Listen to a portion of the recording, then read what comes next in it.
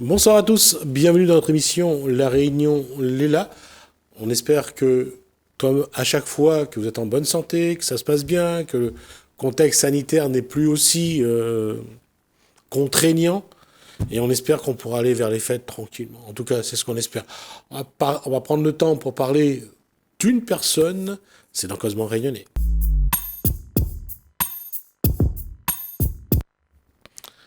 Et on reçoit Willy Sega. Bonsoir. Bonsoir, monsieur Ramoudou. Quand on dit Willy Sega, c'est un nom que. Ah non, c'est mon nom de famille. Sega, c'est le nom de famille. Sega, et c'est quelque chose de particulier. C'est un patrimoine de la Réunion, Sega. Oui, si on veut, c'est pas toi. Apparemment, mon arrière-grand-père invente le Maloya, apparemment. Donc, Ouais. au fond, je sais pas trop. Et j'ai eu des éléments, des informations comme quoi le Sega, ça vient de Mozambique. On dit Chega, je sais pas. Ouais, Un Chega. truc comme ça. Exact. Donc après, je sais qu'en Afrique, il y a Sega. Ouais. En France, j'ai trouvé le Sega. Même aux Antilles, il y a le nom Sega. Donc, la Réunion, donc, on a fait un patrimoine avec. Donc, je suis fier de porter ce nom. Voilà. Là, on est invité aujourd'hui en tant que responsable, enfin, en tant que membre de l'association ADP. C'est ça. Oui, Agir. donc, ADP, c'est animation, Ouais. développement et proximité. D'accord. Et l'objectif, pour quelqu'un comme quel parcours vous l'a fait pour arriver à l'association? Bon, comme dire, mon parcours est typique. Étant jeune, j'étais footballeur. J'étais sélectionné en cadet junior de la Réunion. J'étais encadré même par M. Annette et M. Royer. Alors, on va rappeler que Gilbert Annette a été président de la La Ligue Ligue. de Mais il était football encadrant aussi, Ouais. à un moment, oui. Et que Axel Royer a été le CTR. Voilà, c'est exactement. Donc après, bon, à l'époque, quand on est footballeur, on est tout le monde, quand tu es bon, tout le monde aime où, connais. On appelle à moi petit Maradona à partir de 15 ans, 15 ans et demi. Et après, bah, à force, ça, qu'au table d'un ballon, on mettait le numéro 9. À chaque fois, on marque un but, bon, on gagne une petite enveloppe. Donc, à l'époque, déjà. Donc, c'est déjà bien. Mais à force, un moment ou un autre, mes parents, mon père surtout, était très sévère. Il m'a dit, bon, ça, c'est pas une vie parce que, comme j'aimais beaucoup la fête, donc, il m'a dit, faut trouver un métier. Donc, par ça, bah, j'étais obligé par le concours avec l'AFPA, faire un concours. Et là, d'après tes résultats, on t'envoie directement en métropole par rapport au BIMIDOM.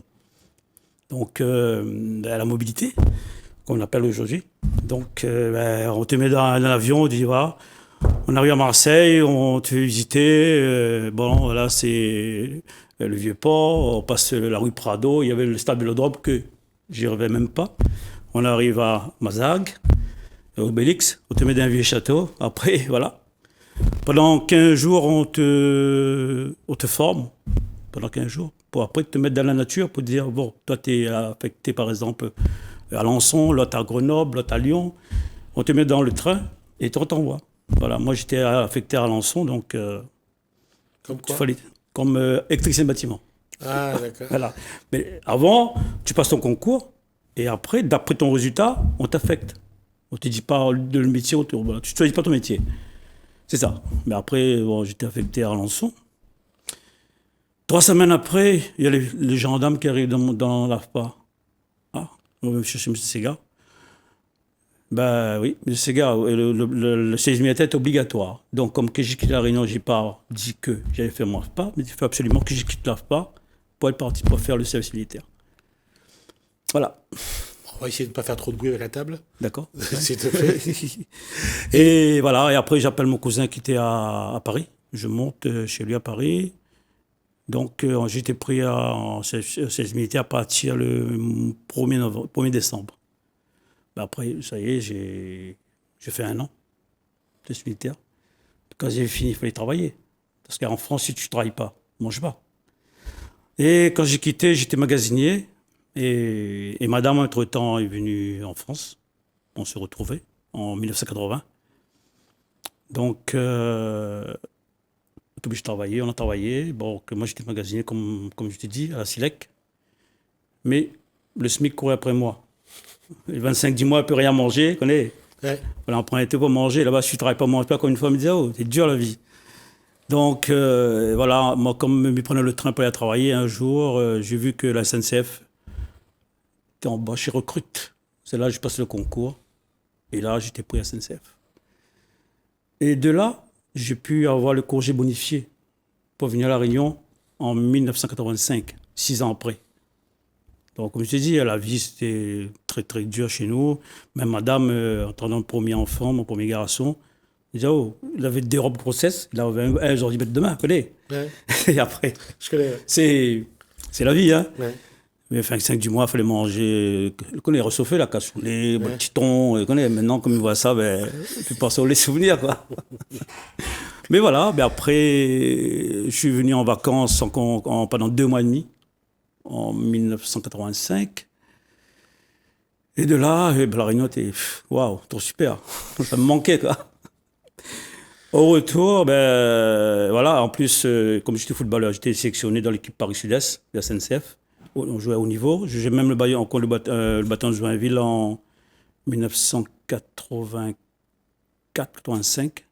J'ai comme Michel Lopez, le CTA maintenant, qui joue à Marseille. Et après, en 86, mon père est venu chez moi. Il m'a dit, tu sais, ton frère, il donne concurrence à lui. C'est un jour un problème. Qui c'est qui va reprendre l'entreprise?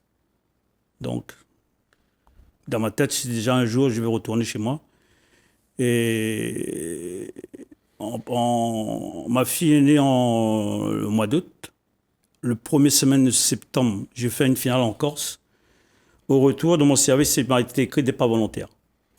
Donc, j'ai fait la demande, mais à condition tu as 4 ans dans la boîte. Donc, quand je fais ma demande, le 1er janvier 87, m'en a juste 4 ans. Donc, c'était assez petit. Donc, quelque part, on a un peu de chance dans ma vie. Après, la chance qu'on est, quand il passe sous trappe, pas là. Quoi, hein? Voilà, donc je suis rentré à La Réunion en 1987. C'est là, après, j'ai appris le travail avec mon père. Quand je travaillais à SNCF, je travaillais chez un terminal. Donc, j'avais tous mes doigts. Donc, en 88, ça m'a fait un accident de menuiserie. L'apprentissage du paillon, qu'on est. Ouais, oui. Donc, il y a toujours quelqu'un on laisse toujours un doigt quelque part. Voilà, donc j'ai appris le métier avec mon père, ça m'a coûté quelques doigts. Et après, un jour, j'ai dit, ben, moi aussi, je fais chef d'entreprise. Hein. Il dit, chef d'entreprise. Mais il faut un CAP parce que lui, il était bien avec M. Hilaire Maillot à l'époque. Oui, qui était président de la Chambre des métiers. Voilà, la Chambre des métiers. Donc, il a dit, il n'est pas venu me faire honte à lui, donc il faut absolument que mes retours en France fassent un CAP accéléré. Dans ma repartie en 89-90, avec les enfants, madame et tout. Pour faire un accéléré pendant 8 mois que j'ai eu, voilà, un CAP. J'étais à Chambéry. Et madame était à Paris, ça fait tous les week-ends, je montais, je fais... Et comme mon père a dit, c'est un jour, il y avait un problème, il a eu un attaque en 89-90, 90-91 plutôt. Donc ça a affecté ma maman. Ma maman est décédée en 1992, à 52 ans, elle a eu un cancer. Et de là, après, ben, j'ai repris la société artisanale de mon père en 1993. Donc maintenant, ça fait 28 ans maintenant. Voilà. La menuiserie, aujourd'hui, ça a encore des débouchés? Ben, la menuiserie, moi, quand je travaillais avec mon papa, à l'époque, on faisait des travaux pour les maisons, dans les maisons créoles. Là. Donc, moi, j'ai aimé ça. Donc, j'étais passionné de ça. Et mon métier aussi, je suis passionné de mon métier, bien sûr. En adolescent, parce que toute la famille est menuisier chez nous, les parents, l'oncle, le cousin, les frères. Sauf moi, je n'étais pas menuisier, moi. Moi, j'étais, comme je te dis, footballeur. Donc, à la fois de ça, j'ai appris le métier. Donc, après, ben, voilà, j'ai commencé en 1993 avec un apprenti. Après, j'ai embauché un gars qui travaille jusqu'à maintenant encore avec moi. Puis, entre-temps, voilà, et puis, voilà, j'ai fait mon parcours comme ça. Jusqu'à maintenant. Et après, mon papa m'a laissé un petit atelier 160 mètres carrés. Maintenant, je suis content. Je suis fier parce que avant de partir, moi qui est parti, il a vu mon nouvel atelier qui fait quand même assez grand. Beaucoup plus grand. Et À côté de ça, finalement, c'est d'avoir un pied-à-terre, un travail, et en même temps, à côté, Willy Segal, c'est j'allais dire, participer à la vie de la société, de voir si demain, pas seulement l'initiative, mais de voir si on peut accompagner un jeune, si on peut aider quelqu'un. C'est ça la démarche. Mais disons, ma démarche, c'est quoi? Là, en ce moment, j'ai 4 apprentis. Mhm. J'ai toujours formé les apprentis. J'ai été aussi, par exemple, président de vétéran de Sainte-Suzanne à l'époque. Mhm. Et après, à chaque fois qu'une association a besoin de moi, mais je participe. Parce que je dis que ces jeunes ont besoin de sortir, donc il faut les tirer vers le haut. Et moi, moi, je connais ça, je connais que c'est dur la vie. Donc forcément, c'est des gens comme nous, il faut pour pouvoir tirer ces gens vers le haut. C'est ça que l'amène à où, à l'association ADP? Ben, disons, ADP c'est une association que, bon, on m'en a parlé un petit peu de ça. C'était un truc qui est très viable et très intéressant. Donc, forcément, en plus, avec la nouvelle municipalité, je pense qu'il y avait du travail à faire, du taf à faire. En plus, moi, je ne suis pas de Brapanon. Je suis de l'Est, mais pas de Brapanon. Mais je suis fier de pouvoir aider cette association.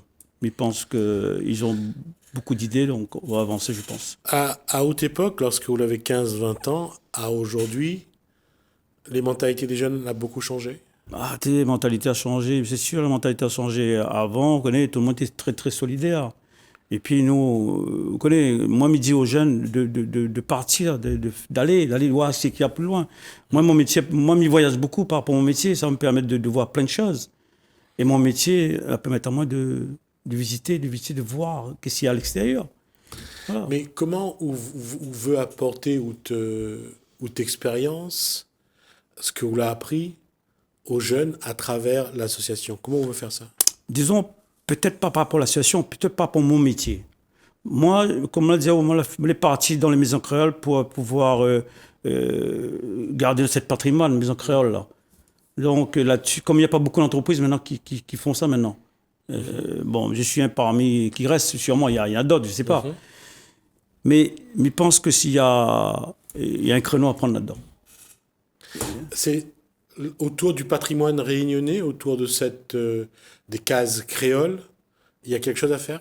Ben, les casse-créoles, on connaît bien qu'en ce moment, il y a plein qui sont en train de s'abîmer.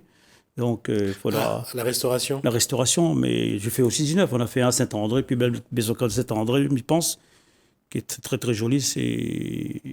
Voilà. Et puis là, j'entends faire un autre sur rénover ce mois, sur Brapanon, sur Elbourg. Je fais le Grand Asier Saint-Suzanne, à côté de la Vanneray. Ça aussi tout de l'intérieur. Ben, après, moi, j'aime faire des travaux qui sont d'ordinaire. D'accord. Donc, c'est ça qui m'intéresse. Et puis, il y a aussi cette passion que l'on a avec le patrimoine réunionnais, ces vieilles cases-là. C'est un peu la vie longtemps. Ben, après, comme ils ont le patrimoine, c'est comme ces gars, c'est patrimoine, donc les maisons créoles, ils marchent avec ça. Hein. Exact. Donc, il faut absolument sauver ce patrimoine. Ouais. Mais effectivement, on comprend et on a raison, c'est pas ça. Mais c'est comment où ça amène les autres, que ce soit des jeunes ou des moins jeunes, à aimer ou de passion le bois, à aimer le patrimoine réunionnais, à aimer ce qu'il est à nous, ce que les réunionnais. Ben, déjà, qu'on fait un travail, quand c'est réalisé, quand tu vois devant toi, ben, waouh. Les jeunes, c'est ça. Moi, mes apprentis, quand ils arrivent, ils voient ça. Oh, patron, c'est joli ça. Hein? Ben, quand ils me voient travailler à l'atelier, parce que les moulures, c'est moi. C'est vrai qu'on essaye de faire pareil. Mais après, il y a des moulures que j'ai créées moi. Ouais. Ouais, c'est moi qui crée mes moulures. Donc, les architectes, c'est sûr qu'ils font des plans. On essaye de travailler d'après leurs plans, mais c'est le résultat qu'on voit. Après, comme dire, c'est la main-d'œuvre qualifiée, maintenant, il n'y en a plus à La Réunion. C'est un fléau.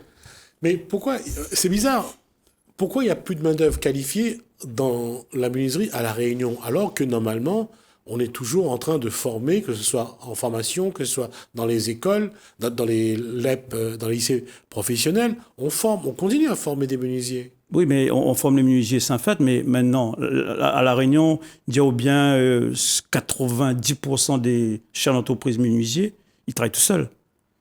D'accord. De là maintenant, s'ils ne forment pas, ben, le savoir-faire, comment il va donner ce savoir-faire?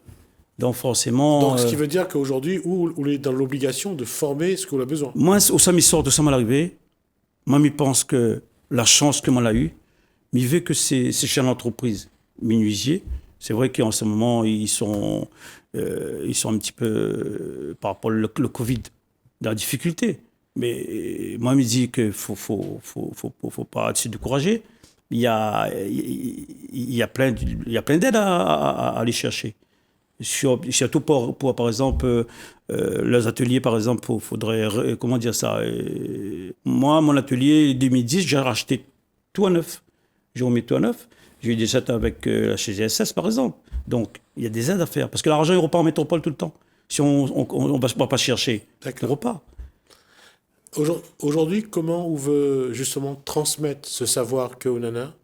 Comment on veut transmettre ça aux jeunes qu'ils pourraient d'une part avoir une passion et en même temps avoir un métier pour vivre? Ben, là-dedans, pour refaire aimer ce métier, faut les jeunes, ils adhèrent déjà. Et après, ben, vous connaissez M. Amoudoussa, moi, là, je sais pas, je ne me connais pas, peut-être c'est dans le sang que j'ai, que peut-être ça qui m'a fait aimer ce métier. Mais tout le monde, quand il vient à mon atelier, dit « Ah putain, c'est un beau métier, c'est un bon métier, c'est un beau métier. » Ben, c'est un beau métier, c'est un fait. Non seulement c'est un beau métier, mais préserver le patrimoine de la Réunion, les cases créoles, c'est quelque chose de magnifique.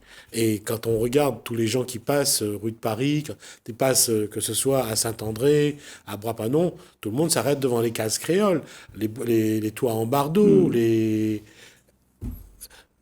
on voit vraiment qu'il y a une connaissance déjà du métier et il y a aussi une passion pour le bois. Le bois est quelque chose de toujours vivant. Mais bien sûr, mais après, il n'y a pas d'école pour ça. Jusqu'à maintenant, il n'y a pas d'école pour le musique créole. Le musique créole, c'est au feeling. C'est au feeling. Après, faut aimer de le faire. C'est une passion aussi. Moi, je pense que si on n'a pas ça, ben, on peut pas le faire. Moi, une maison que je viens de faire à Elbourg, j'ai travaillé il y a 30 ans avec mon père. Là, 30 ans après, j'ai en train de retravailler dessus. Faut dire, mais avec le même client. Donc, quelque part. Ah, c'est impressionnant. Et d'autant que Elbourg j'allais dire, a un environnement pas très simple. C'est souvent humide. Pour le bois, c'est pas forcément... Il n'y a pas que ça. Il y a une association là-bas pour ne pas faire n'importe quoi. Les couleurs, ah oui, c'est vrai que c'est un village. Ah oui, c'est un village classé. Ouais. Ah oui, il ne faut pas faire n'importe quoi. Donc on n'a pas le choix. C'est une contrainte, mais on y arrive. Hein. On y arrive. Et est-ce que Louis Segas se rend compte qu'aujourd'hui, il détient un savoir qu'il va falloir transmettre? Ah, mais bien sûr. Moi, j'ai un fils qui, bon, j'essaie de le ramener, mais c'est pas évident. Bon, après, parce qu'il a notre passion, sûrement. Mais aussi, comme l'a dit, moi, lui a son métier. Donc, quelque part, mais les responsables de Saint-André, donc, j'essaie peut-être voir si je peux faire bouger les choses ou avec la formation. Et peut-être essayer de temps en temps, voir avec le formateur, pourquoi pas montrer les gens certaines moulures, certaines façons de faire. Voilà. Donc, voilà. Et puis, bon, pour une parenthèse, je remercie tous les artisans qui ont voté pour notre équipe, M. Bernard Picardo. Donc, remercie tout le monde. Merci. Aujourd'hui, quoi ou l'envie de faire encore? Qu'est-ce qui reste encore à faire? Ben moi, je viens de signer jusqu'à 99 ans, là. Parce que mon métier passionnant, franchement, ça m'épanouit, mon métier. Donc, il y a encore d'autres choses que vous avez envie de faire? Oui, j'ai d'autres projets. Moi, je mirerais mes poissonneries. Parce que mes pêcheurs, donc, mirerais mes poissonneries. Et ouais, pourquoi pas? Voilà. Puis que ça va, on connaît les aliments qu'on mange, on ne sait pas d'où ça sort. On ne dit pas que le poisson, c'est un peu mieux, mais au moins, on sait qu'est-ce qu'on attrape. Ouais. Voilà. C'est ce qui sort de la rivière ou de la mer. Voilà. Ouais. C'est pas la même chose. En tout cas, c'est vraiment un parcours magnifique. Et j'espère qu'on aura l'occasion de voir quelques images des maisons que vous avez restaurées. Il n'y a pas que ça. Je suis aussi dans les églises. J'ai restauré, par exemple, la Rivière du Mât, l'église de la Rivière du Mât, l'église de centre-ville de Brapanon. Sainte-Suzanne, j'ai fait le tabernacle, plus le parquet et le fond fond de l'église. Voilà, c'est un métier passionnant. La maison que je viens de faire à livrer sur le Saint-André, mais elle est superbe, superbe. Je pense que c'est la plus belle maison de Saint-André. Bah, on essaiera d'avoir quelques images de ce chef-d'œuvre. Merci en tout cas, Willy Sega, pour toutes ces informations. C'est vraiment plaisant. C'est un beau voyage avec vous. J'espère qu'on aura l'occasion de vous revoir et puis de montrer un petit peu toutes ces belles œuvres que vous avez réalisées. Il n'y a pas de souci. Moi, vous pouvez venir à mon atelier. Il n'y a pas de problème. Rendez-vous est pris. Merci. Je vous en prie. Merci M. Ramoudou. Merci à vous également de nous avoir suivis. Merci Alain, merci François. Je vous dis à bientôt.